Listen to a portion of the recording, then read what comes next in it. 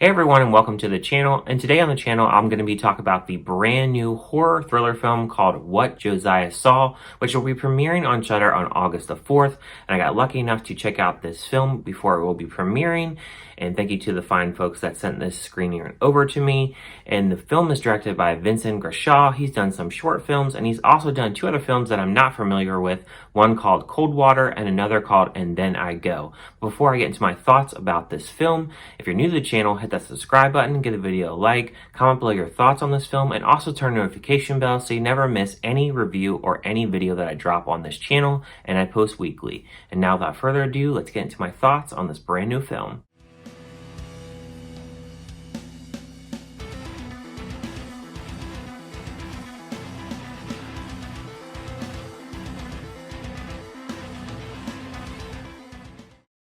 A family with buried secrets reunite at a farmhouse after 2 decades to pay for their past sins.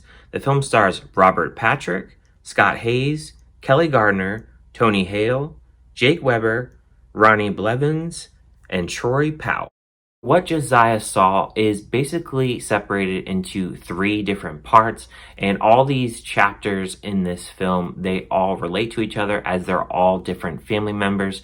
So the first chapter is really about the father and his son, who is kind of dysfunctional. He has some type of brain problems and he doesn't really think clearly, but his son is really into religion and the father is not. And the father is really weird. He's a drunk and he talks about leprechauns, and it's just a really weird scenario what he tries to get his son to do in this. And then the second story relies on the father's other son. He is pretty much a pedophile. He did his time for doing all these crimes, and he's in debt and he owes money. So he is going to be with these 2 thugs and basically rob these 2 gypsies to get the money that he owes. And then the third story is about the daughter in this. She cannot conceive because she had a lot of problems growing up. She faced a lot of abuse. So because she cannot conceive, her and her husband want to adopt a kid. Then you get into the final chapter, and the final chapter ties all 3 of these chapters together, while also having a big plot of these oil companies trying to buy this farm, but the farm has a dark past and dark secrets. And that's basically the whole movie. So my positives about this film, I didn't really have a lot of them. I didn't really like this film, but the positives that I do have about this film is I do think that the acting is done pretty well in this. I didn't think that anybody couldn't act here, or there was overacting or underacting. Everybody did a pretty good job here. And I think Robert Patrick's character, he plays the father in this. I think his character is the most disturbing in this. I just felt that he had this really eerie presence about him. He was just kind of a jerk, and he was a drunk, and he was really weird at the same time, but he did a really good job playing his character. And then of course how the film is shot, it was shot in Oklahoma, so there's a lot of cool land scenes in this. And then my final positive that I have for this film is I really do like the opening for this film. It really feels like it's going to be a really dark kind of horror film, as it has this really screechy violin kind of music.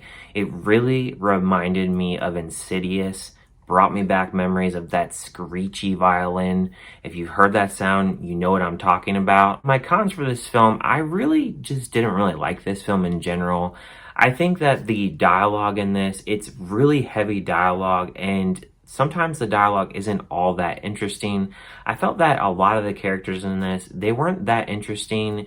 I never felt like this film had any emotional impact on me. I think for some, these kind of dark kind of secrets with a family like this, they really will get into this. But to me, this is advertised as a horror film, and I never really felt that this was really a horror film, other than that screechy violin music. And even though I said in my positives that I like that in the opening scene, it gets really annoying because it's done over and over and over, and they'll do it during times of dialogue. So they'll have this screechy violin while people are trying to talk, and you can't even hear what they're saying. I didn't really feel like it had any edge to it.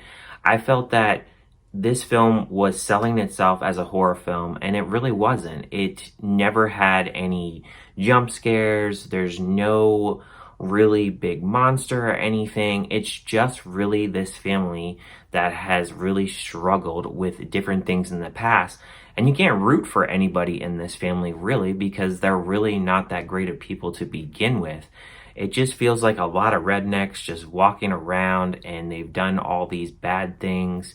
And it just seems like a bad thing after bad thing that we really find out about these characters, but at the same time, nothing is really happening. I think the main problem of this film is it just feels genreless. It never feels thrilling, it never feels exciting, it never feels scary.